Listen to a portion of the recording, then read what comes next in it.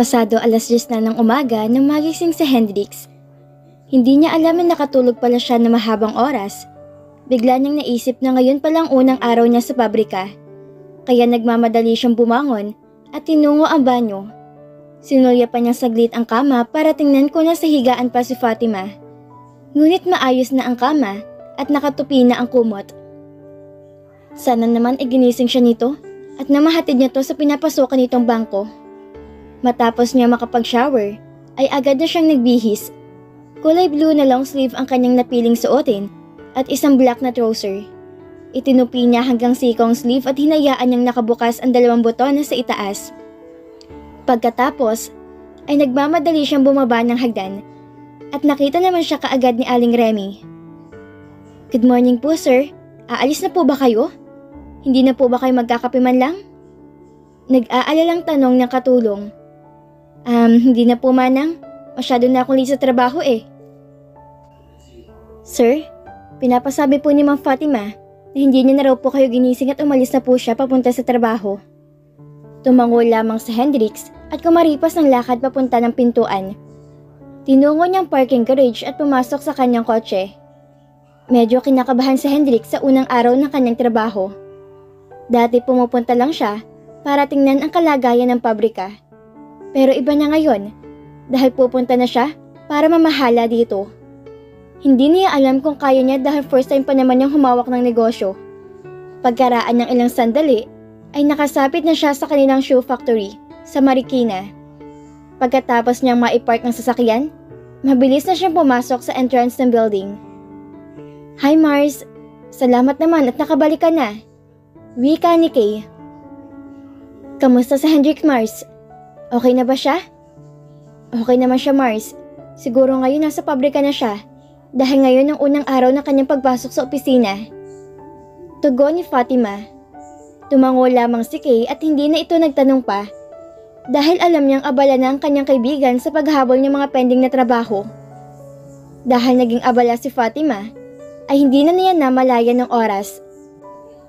Nakaramdam na siya ng gutom at nang tingnan niyang orasan, ay lampas 12 noon na. Kaya inaya na siya ni Kay para mananghalian sa karinderya. Agad din naman tong tumayo dahil kagaya niya, nagkakagulo na rin ang mga bulate sa tiyan nito. "Mars, kamusta na kayong dalawa ni Hendrix? Alam mo, may napansin akong kakaiba sa inyong dalawa eh." Panunokso pa naman ulit nito nang nasa karinderya na sila. "Hay naku Mars, ayan ka na naman. Kung ano-ano na lang iniisip mo. Wala namang namagitan sa amin ni Hendrix eh." Depensa ni Fatima habang sumusubo siya ng pagkain.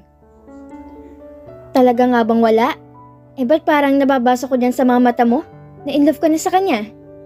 "Naku Mars, hindi ko alam ang pinagsasabi mo. Ginagawa ko lang naman kung anong nakasaad sa kontrata eh." "Mars, kilala naman kita eh. Alam ko may nararamdaman ka na kay Hendrix. Wag mo na kasing itago, Mars. Aminin mo na." Giit nito. Kung tutuusin, tama naman ang kaibigan niya. May nararamdaman na siya para sa binata. Yun nga lang, hindi niya tiyak kung anong klaseng damdamin to. Kasi nasa ilalim pa siya ng kontrata. 2 buwan na lang at matatapos na to. Kaya anong mangyayari? Baka lang din masaktan siya sa bandang huli. Ayaw na niyang mabigo sa pag-ibig. Ayaw na niyang lumuha at masaktan. Kaya kailangan niyang pigilin kung ano man ang damdamin nagsisimulang sumibol sa kanyang puso para kay Hendrix. Dahil alam naman niyang mahal pa rin ito si Jewel. At ayaw din niya maging panakipbutas lang siya kung sakali. "O di ba't natahimik ka? Tama ko no?" Pangungulit na naman ng kanyang kaibigan. "Tumigil ka na nga Kay. Wala akong nararamdaman para kay Hendrix, okay? Ginagawa ko lang trabaho ko. No more no less." Mariing tugon ni Fatima. Buti na lang at hindi na to nag-insist pa. Ngunit ngumiti ito na makahulugan. Alam ni Fatima, nagdududa sa kanyang kaibigan. Ngunit hindi niya maaaring sabihin dito na may nangyari na sa kanila ni Hendrix at baka lalo siyang kulitin nito. Matalik niya tong kaibigan. Ngunit may mga bagay na mas pipiliin na lang niyang itago kaysa malaman nito at magiging komplikado pa. Matapos sila man ng halian, ay bumalik na kaagad sila sa trabaho at nag-concentrate na naman ulit si Fatima sa kanyang computer. Ngunit naisip niya, baka nag-text sa kanya si Hendrix, kaya agad niyang kinuha ang cellphone sa kanyang bag. Subalit na malaman niyang hindi ito nag-text, ay nakaramdam siya ng pagkadismaya. Ngunit iniisip naman niya, baka masyadong abalang lalaki sa opisina, gayong itong unang araw niya bilang CEO ng shoe factory. Hindi naman kasi madali ang pagiging CEO, kaya tuloy hindi niya maiwasang mag-alala dahil kagagaling nga lang nito sa pagluluksa. Tapos ngayon, mabigat na bagay na naman ang haharapin nito. Mabilis na lumipas sa mga oras at uwian na. O ano Mars, susunduin ka ba ni Hendrix? Tanong ni Kay. Hindi ko alam Mars, hindi ko na lang siguro hihintayin, magtataksi na lang ako. O sige, edi tayo na. Pero teka lang Mars, dadaan pa pala ako sa department store at kailangan ko bumili ng mga kakailanganin sa bahay. Paubos na rin ang stock sa ref eh. Sabi nito. Okay, so mauna ka na lang? Tumango ito at nauna nang sumakay ng jeep papunta sa mall. Samantalang si Fatima naman ay naghihintay pa ng taxi sa daan. Naglakad-lakad siya sa unahan, ngunit wala pa rin. Lampas alas 5 na kasi, kaya bibihira na lang ang mga taxing dadaan ng ganoong oras. At nang biglang may huminto na sasakyan sa tapat niya. Pamilyar sa kanya ang kotse at hindi nga siya nagkamali dahil kay Eric ngayon. Fatima, ihahatid na kita. Sabi ng lalaki. Magtataksi na lang ako Eric, salamat. No, I insist. Medyo madilim na at may hirapan ka lang sumakay dito ng ganitong oras. Giit nito. Tama nga naman ang lalaki. May hirapan na taga siyang sumakay dahil gabi na. At kadalasan ng mga taxi, nag-iiba na ng ruta sa gabi. Bumaba ng kotse ang lalaki at umikot sa passenger seat para pagbuksan siya ng pintuan. Papasok na sana siya sa loob nang biglang narinig niyang malakas sa busina ng sasakyan. Nang lingunin niya ito para tingnan, bumungad sa kanya ang galit na anyo ni Hendrix. Kunot ang noo nito at malalim ang tingin pinukol sa kanya. Hindi si Fatima makatinag sa kanyang kinatatayuan, lalo na nang bumaba ito at matiimtong nakatingin sa kanya. Nababasa niya sa mga mata ni Hendrix ang galit at inis, kaya bigla siyang kinabahan dahil baka magtalo na naman sila. What are you doing here? Sinusundo mo bang asawa ko? Bulyaw nito kay Eric. I think wala namang masama if I offer her na sumakay sa kotse ko since gabi na at may hirapan siyang sumakay ngayon. Tugon ni Eric. So since I'm already here, pwede bang umalis ka na? Mariing sabi ni Hendrix. Buti na lang at hindi na rin nakipagtalo si Eric at umalis na lamang to. So ano? Kung hindi pala ako dumating, sumakay ka na sa kotse ng ex-boyfriend mo? Pabagsak ang tono ng boses ni Hendrix. Hindi na lang si Fatima sumagot dahil unang-una, ayaw na niya makipagtalo rito. Kagagaling lang nito sa matinding kalungkutan at alam niyang hanggang ngayon nalulungkot pa rin to, kaya siya na lang iiwas sa gulo. Hendrix, I'm sorry. Paumanhin ni Fatima. Hindi rin niya maisip kung bakit siya nagsosorry. Nais na lang niyang matapos ng usapan at hindi na to magagalit. Ngunit napaisip siya.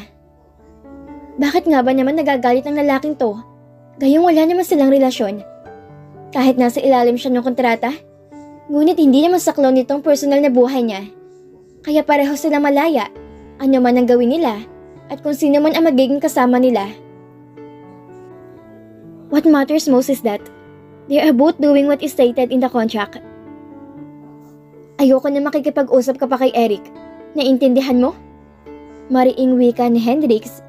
Bigla namang nagpanting ang kanyang tenga dahil hindi naman niya akalaing ito marinig niya mula kay Hendrix. Hindi naman siya pag-aari nito. Ngunit kung umasta to, ay daig pang isang tunay na asawa. Hindi na lamang si Fatima umimik. Kahit mabigat ng kanyang loob, gusto sana niyang makipagtalo rito, ngunit nagpigil na lang siya sa kanyang sarili. Nagkaroon ng katahimikan sa loob ng sasakyan. Seryoso lang sa pagmamaneho si Hendrix at siya naman isinubukang ipikit ang kanyang mga mata at nagbabaka sakaling makaidlip siya. Ngunit mailaw sa kanya ang pagkakaantok at hindi man lang siya nakatulog hanggang sa makarating sila ng bahay. Dumiretso lang si Hendrix sa loob at sumakay ng hagdan. Galit nga ba talaga to sa kanya? ni hindi nga siya nito hinintay. Napabuntong hininga na lamang si Fatima dahil hindi naman niya lubos na maisip kung bakit nagagalit ito sa kanya. Sinundan niya to sa kwarto upang kausapin. "Hendrix, galit ka ba?" Tanong ni Fatima. "Hindi ako galit, naiinis lang ako." "At bakit ka naman naiinis? At bakit mo pa tinatanong?" Pabalang na sagot ni Hendrix. Alam ni Fatimang nagsisimula na naman to makipagtalo. Sinubukan naman niya magpasensya, pero napakahirap talagang espalingin minsan ang ugali ng lalaking to. "Hanggang ngayon pa rin ba hindi ka pa rin nakaka-move on doon sa ex-boyfriend mo? Ba't parang ang dali mo naman makalimot kung paano ka niloko ng lalaking yon?" Sigaw nito. "Hendrix, ano ba? Hindi kita maintindihan kung bakit ka nagkakaganyan. Ano bang kinagagalit mo ha? Sabihin mo nga." Galit na rin siya. "Ang point ko lang kasi, wag ka na makikipag-usap sa lalaking yon. At mas lalong wag ka sumakay sa kotse niya. Ako lang dapat ang sumundo sa'yo. Maliwanag?" "Eh gago ka pala eh. Kung gusto mong sunduin ako, ba't ang tagal mo? Ba't hindi ka nag-text na susunduin mo ako?" Balta na rin na Fatima. "At saka Hendrix, baka nakakalimutan mo. Hindi mo naman ako pag-aari. Wala tayong relasyon. Kaya pwede ba? Huwag kang umasa na parang asawa kita." Bigla si Fatima na natahimik. Mali yatang nasabi niya at huli na para bawiin pa niya yon. Lumabas ng kwarto si Hendrix at alam niyang masama ang loob nito dahil sa sinabi niya. Maya-maya'y narinig niyang ugong ng sasakyan nitong papaalis sa mansyon. Bigla tuloy siyang nakonsensya sa kanyang pinagsasabi. Hindi na talaga kasi niya napigilan eh. Sinikap naman niyang kontrolin, ngunit hindi rin naman kasi nagpipigil si Hendrix sa kanyang sarili. Nag-alala siyang bigla para sa lalaki at hindi niya alam kung saan to pupunta. Gabing-gabi na at hindi pa to kumakain. "Fatima, napakasama naman kasi taga ng tabas ng dila mo." Pinagalitan niyang kanyang sarili. Dali-dali niyang kinuhang kanyang cellphone sa kanyang bag at sinubukan niyang tawagan si Hendrix. Ngunit hindi to sumasagot. Hanggang sa tuluyan ng pinatay ang telepono nito. Matinding kaba ang bumalot sa puso niya sa mga sandaling yon dahil hindi niya maiwasang mag-alala sa lalaki. Labis yata ito nasaktan sa sinabi niya. Bakit naman kasi hindi niya napigilan ang bibig niya at nasabi niyang ganon? Hindi siya kumain dahil hindi naman siya nakaramdam ng gutom. Lagi lang siyang nakatingin sa orasan at inaabangan ang pag-uwi ng lalaki. Ngunit naghahating gabi na lang at wala pa rin to. Patuloy ang usal ni Fatima sa kanyang sarili na sana walang masamang nangyari dito at hindi niya taga mapapatawad ang sarili niya. Bigla niyang naisip na tawagan si Leandro, ngunit wala rin tong kaalam-alam kung nasaan ang kaibigan niya. "Please Leandro, hanapin mo si Hendrix, please." Mangiyak-iyak na sabi niya. "Yes, I will Fatima. Don't worry. Baka nandun lang yun sa iba pa naming mga kaibigan." Wika nito. "Hindi mo ba nasubukan tawagan si Zaza?" Tanong nito. "Oo nga pala, si Zaza." Hinanap ni Fatima ang number nito sa sinubukang i-dial.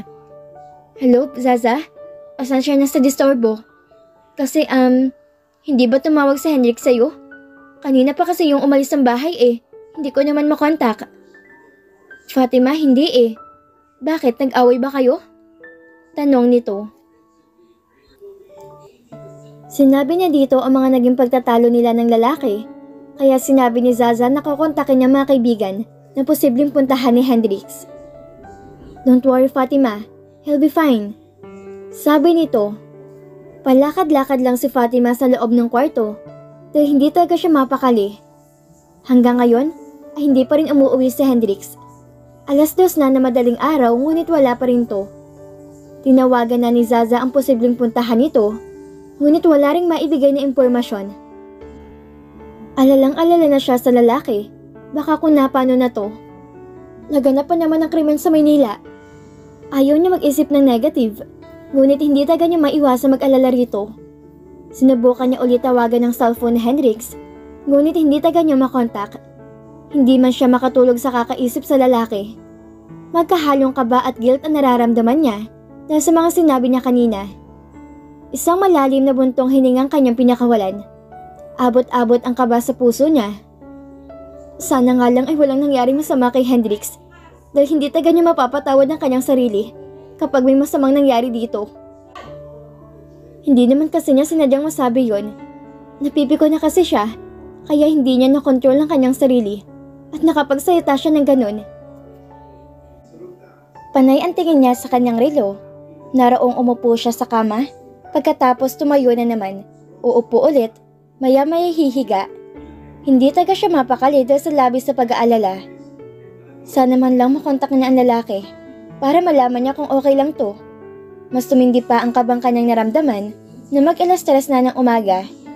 Hinawi niya ang kortina sa kwarto upang tingnan sa labas baka sakaling may sasakyang paparating. Halos maiyak siya nang wala pa rin siyang marinig na anuman. Ngunit biglang nabuhayan siya ng loob na makarinig siya ng ugong ng sasakyan. Dali-dali niya tong tiningnan sa bintana at laking pasasalamat niya na matanto niya ang kotse yun ni Hendrix. Tahimik pang buong bahay dahil kadalasan naman alas 4 na nagigising ang mga katulong. Kaya dali-dali si Fatima na bumaba upang pagbuksan ng gate ang lalaki. Nangangamoy alak to, kaya natitiyak niyang galing to sa inuman. Buti na lang at hindi to gaanong nalasing at nakauwi to na ligtas sa mansyon. Hendrix, okay ka lang ba? Tanong niya rito. Hinawakan niya ang kamay ng lalaki, ngunit umiwas ito. Take your hands off me. Pinaalis ni Hendrix ang kamay niya at patuloy ito sa paglakad. Nakasunod lamang si Fatima dito habang umaakyat to ng hagdan papunta sa ikalawang palapag. Ngunit tumigil to sa tapat ng pintuan sa unang silid at pinihit nito ang doorknob. Hendrix, hindi naman dyan ang kwarto natin sabi niya. Dito ako matutulog. Pabagsak nitong sabi. Alam ni Fatima na masama talaga ang loob ng lalaki sa kanya. Kaya hinayaan na lamang niya to. Dahil ang mahalaga, nakauwi na to ng bahay. Tumuloy na lamang siya doon sa kwarto upang makapagpahinga na. Masakit na ang ulo niya at malamang di siya makakapasok pa sa trabaho. Aabsenta lang muna siya dahil hindi rin naman siya makakapag-concentrate doon pag pumasok siya. Agad na sumalampak siya sa higaan at sinubukang ipikit ng kanyang mga mata. Medyo nahihilo na rin siya, kaya kailangan niya makatulog kahit ilang oras lang. Alas 12 na ng tanghali nang magising si Fatima. Hindi niya akalaing tatanghaliin siya ng gising. Dala na rin siguro ng sobrang pagod niya. Bumangon at nagtungo siya sa banyo upang maghilamos. Masakit ang kanyang ulo at parang mabibiyak to. Kumakalam na rin ang kanyang sikmura, kaya kailangan na niyang kumain. Agad na naisip niya si Hendrix, kaya dali-dali siyang lumabas ng kwarto para tingnan to sa kabilang silid. Dahan-dahan niyang pinihit ang doorknob at sumilip kung nasa loob ba ang lalaki. Ngunit wala na to roon. Maayos na ang kama at malinis na ang kabuuan ng silid. Sa isip niya, baka nakaalis na ang lalaki papunta sa pabrika. Bumaba na lamang siya at nagtuloy sa kusina. Ma'am, good morning po. Bungat na bati ni Aling Remy. Magandang umaga din, Manang. Si Hendrix po? Tanong niya. Kanina pa pong alas 9 umalis, ma'am. Kumain pa siya, Manang? Hindi po, ma'am Hindi rin nagkape. Sabi niya sa trabaho na lang daw siya kakain. Wika ni Aling Remy. Tinanguhan lang ni Fatima ang katulong at nagtuloy na siya sa hapagkainan. Kailangan magkalaman ng kanyang tiyan kasi feeling niya, hinang-hina na siya. Hindi rin naman kasi siya kumain kagabi dahil sa sobrang pag-aalala niya kay Hendrix. Ma'am, okay lang po ba kayo? Nag-aalalang tanong ni Aling Remy. Hindi niya namalayang nakatingin pala to sa kanya habang hinihilot niya ang kanyang sentido. Masakit lang pong ulo ko, Manang. Iinom lang ako ng gamot mamaya pagkatapos kong kumain. Sagot niya. Magaling po maghilot si Rose, ma'am. Baka gusto niyo po, tatawagin ko. Sige po, Manang, mamaya po pagkatapos. Tugon niya. Pinaghanda siya ng agahan ni Aling Remy.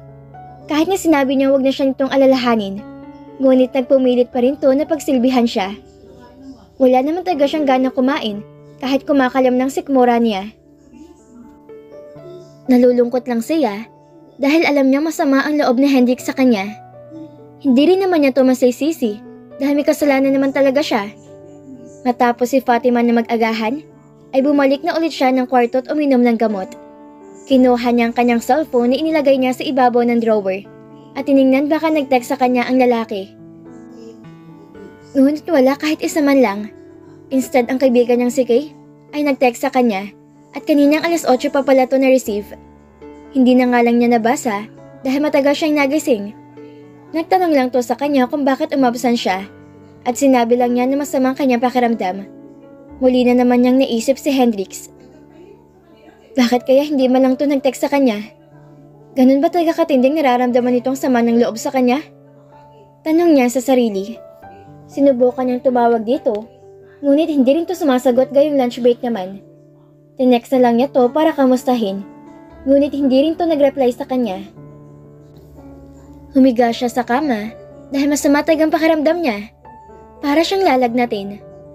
Maya-maya nakarinig siya na may hinang katok. Bukas po yan. Si Rose ang pumasok. Ngayon lang niya to nakita na malapitan. Bata pa to, parang kasing edad lang yata ng kapatid niyang sa ACES. Ma'am, magpapahilot ka raw, sabi ni Manang Remy. Wika nito na parang nahihiya pa. Oo Rose, masakit kasi tagang ulo ko eh. Tumabi to sa kanya sa kama at sinimulang hilutin nito ang ulo niya. Medyo gumaan ang kanyang pakiramdam at hindi niya na malayang nakatulog siya. Nagising si Fatima nang maramdaman ng sobrang ginaw dahil sa lakas ng aircon. Bumangon siya at hininaan to. Napasuyap siya sa kanyang orasan at 7:00 na ng gabi. Lumabas siya ng kwarto upang tingnan kung nakauwi na si Hendrix galing trabaho. Manang, umuwi na po ba si Hendrix? Tanong niya nang makita ang katulong na naghahanda ng pagkain.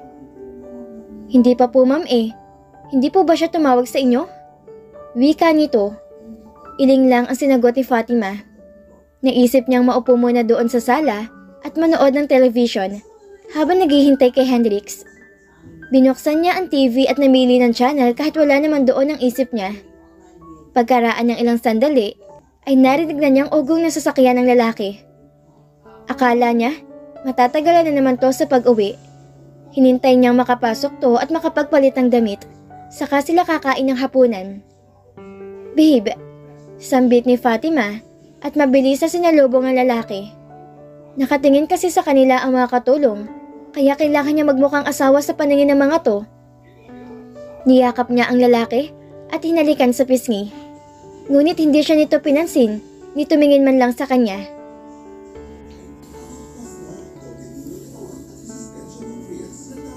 At dito na po nagtatapos ang 24 na kabanata ng ating kwento. At sana'y muli niyo po akong samahan sa mga susunod pang kabanata. Maraming salamat po at ingat po tayong lahat.